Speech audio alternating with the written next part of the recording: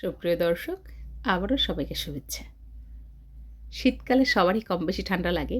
রান্নাঘরে খুব কম সময় থেকে চটজলদি যে রান্নাগুলো করা সম্ভব, ব্যাচেলার চয়েস কিংবা নতুন রাঁধুনিদের জন্য। চলুন, এবং স্বাস্থ্যকর তো অবশ্যই। আর এই মাছটা খেতে কিন্তু প্রায় ইলিশ মাছের মতো ফ্লেভার কাছাকাছি। তবে এটা চন্দনা ইলিশ নয়, ভাঙর মাছ বা পাঙর মাছ অনেক এলাকায় বলে। খুবই সুস্বাদু, মাঝখানে একটা কাঁটা আর ছোটো কাঁটাগুলো খুবই কম। নুন, হলুদ আর সামান্য একটু লঙ্কা বাটা দিয়ে মেখে রেখেছি। একটা প্যান গরম করে মাছগুলো দিয়ে দিয়েছি। আর মিডিয়াম ফ্লেমে মোটামুটি ৭-৮ মিনিট ভাজবো। এক পাশে মাছটা ভাজা হবে, অন্য পাশের উনুনে আমি সবজি দিয়ে রান্না করলে দুটো উনুন পাশাপাশি ব্যবহার করি। মাখিয়ে রেখেছিলাম, আর কয়েক ফোঁটা সরষের তেলও দেই মাঝে মধ্যে। আজকে আর কোনো কিছু দিচ্ছি না, এই তেলেই রান্না হয়ে যাবে। এরপর সামান্য একটু তেল দিলাম জিরে ফোড়ন আর একটা তেজপাতা। বেশ কিছু আলু এখানে দিলাম লম্বা লম্বা করে মাছের মতো করে। এবারে নুন বা অন্য কোনো কিছু দেইনি, তাহলে গলে যাবে, আলুগুলো গোটা থাকবে না। ৪-৫ মিনিট একটু উল্টে পাল্টে ভালো করে কষিয়ে নিলাম। আর এরপরে এখানে প্রায় ৮ থেকে ১০টা সিম মাঝখান থেকে ভেঙে দিয়েছি। এটা একদমই নরম, হতে খুবই কম সময় লাগে। আলুগুলো কিন্তু মোটামুটি 60% সিদ্ধ হয়ে গেছে। সিম থেকে একটা কাঁচা গন্ধ আসে, এই কারণে এভাবে দিয়ে ১-২ মিনিট উল্টে পাল্টে নেড়েচেড়ে জাস্ট গন্ধটা দূর করে এর মধ্যে টকবগিয়ে ফুটন্ত গরম জল ব্যবহার করব। আর তার আগে দিয়ে দিয়েছি নুনটা কিন্তু একটু পরেই দিয়েছি, আপনারা চাইলে আরও আগেও ব্যবহার করতে পারেন। আর হলুদ দেবো এইবারে। হলুদটা আগে দিলে পরে অনেক সময় পুড়ে যায়, কালচে হয়ে যায় রান্নার কালার। এই অবস্থায় হলুদ দিলাম। আবারও খুন্তি দিয়ে হোক বা চামচ দিয়ে হোক উল্টে পাল্টে নেড়েচেড়ে দেবো। ভালো করে একটু নেড়েচেড়ে দিয়ে আমি এটাকে রান্না করব। আর এই অবস্থায় এখানে দিয়েছি ২ চামচ পরিমাণ বাটা লঙ্কা, তবে ঝালটা অবশ্যই আপনাদের টেস্ট অনুযায়ী। ভালো করে এবারে নেড়েচেড়ে নেব। আর উনুনের আঁচটা এই অবস্থায় থাকে একদম লো ফ্লেমে, যাতে কোনো মশলাই পড়ে না যায়। বাড়তি কোনো পেঁয়াজ, রসুন, আদা, জিরে কিছুই নেই। আপনি চাইলে এখানে জিরে বাটা কিংবা আদা বাটা দিতেই পারেন। আমি একদম খুব সহজে রান্নাটা করেছি। এভাবে করে খেয়ে দেখুন, এবং সময়ের যে তারতম্য রান্না সেটা সঠিকভাবে মেনটেন করলে রান্না খেতে কিন্তু বেশ সুস্বাদু হবে। ভালো করে একদম কষিয়ে নিলাম।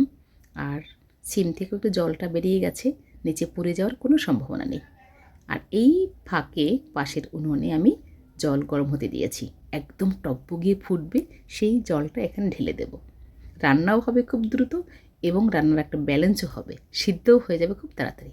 পরিমাণ মতো এখানে জল দিয়ে দেব। চমৎকার লাগছে আমার কাছে, কালারটা তো বেশ ভালো লাগছে, আর খেতেও ভালো। শরীরের জন্য এ জাতীয় সবজি তরকারি বেশ উপকার। চারপাশ থেকে ভালো করে নেড়েচেড়ে দিলাম। নুনটাকে একটু টেস্ট করে দেখতে পারি আমরা, প্রয়োজন হলে নুন দেওয়া যেতে পারে। ঢাকনা দিয়ে ঢেকে দিয়েছি। ৪-৫ মিনিট পরে ফিরে আসছি। মোটামুটি গ্রেভিটা টেনে অর্ধেক হয়ে গেছে। এই অবস্থায় ভেজে রাখা মাছগুলো দিয়ে দেব। ৪ পিস ৫ পিস যার যতটা দরকার সেইটা দিয়েই রান্নাটা হতে পারে। একদম মাছটা কিন্তু পুড়ে যায়নি, অথচ ব্রাউন ব্রাউন ভাজা হয়েছে। আর এভাবে মাছ ভাজা করতে গেলে একটু সময় ধৈর্য নিয়ে করতে হবে। এই অবস্থায় দিয়ে দিয়েছি এখানে জিরে, দারচিনি, গোলমরিচ এর একটা গুঁড়ো করা থাকে, ভেজে রাখা গুঁড়ো, সেটা দিলাম। সাথে একটু ধনেপাতা দিলাম। অনেকেই রান্নায় টমেটো খেতে পছন্দ করেন, কেউ বা কষিয়েও দিতে থাকেন। আমি একদম নামানোর আগে ১টা বা ২টো টমেটো একটু স্ল্যাশ করে কেটে চারপাশ থেকে দিয়ে দেবো। হালকা হালকা টক বেরোবে, আর খেতে বেশ ভালো লাগে। পাতে আর আলাদা করে লেবু খেতে হয় না। যাই হোক, এবারে আমরা ঢাকনা দিয়ে ঢেকে দেবো।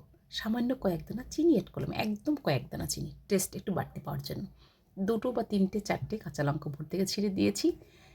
এর ঝালটা বেরোবে না, অথচ খেতে ভালো লাগে, বা পাতে যারা কাঁচা লঙ্কা খেতে পছন্দ করেন তাদের জন্য। ৪-৫ মিনিট পরে একদম পারফেক্টভাবে হয়ে গেছে। উনুনটাকে অফ করে দিয়েছি, দমে রেখেছিলাম ২-১ মিনিট।